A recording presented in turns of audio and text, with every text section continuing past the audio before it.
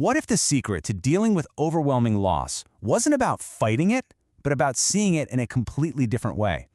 We're about to explore an ancient idea, an idea born from a moment of crisis that offers a perspective so profound it might just change how you think about life and death itself.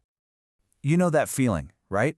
That gut punch of grief that feels like a physical weight, where the world just sort of stops. It's this paralyzing feeling. So the question is, what are you supposed to do when you're completely lost in it? Well, this exact crisis is right at the heart of the Hindu epic, the Bhagavad Gita. So picture this. A great warrior, Arjuna, is on the battlefield, totally ready to fight. But then he looks across the field and sees his own family, his teachers, his cousins.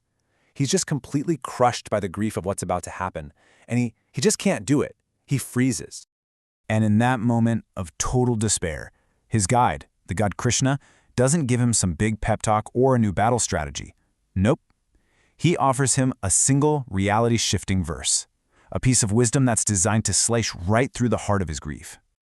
And the translation is just incredibly direct. Krishna tells him that our visible life, being here, is just a brief middle chapter.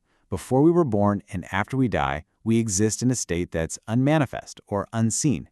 And then he hits him with this incredible question. If this is just a natural cycle, what is there to grieve? Okay, so this whole idea really boils down to two key concepts.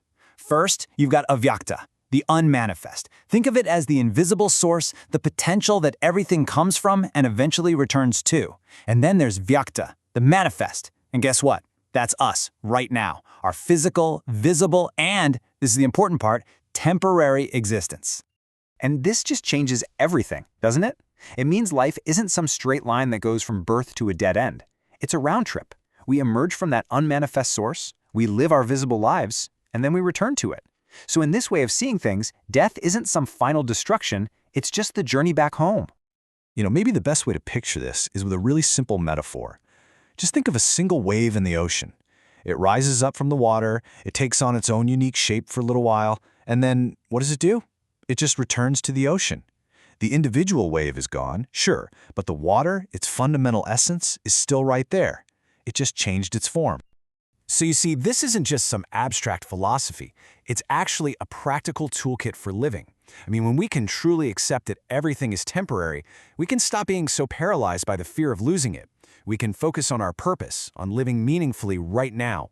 By reframing loss as just a natural transition instead of a final terrible end, we can find a way to move through grief with a whole new sense of peace and perspective. So that leaves us with one last big question to think about. If this life, this visible, manifest moment, is just a brief chapter in a much larger story, does that make it less meaningful? Or does it somehow make it infinitely more precious? How does that realization change things for you?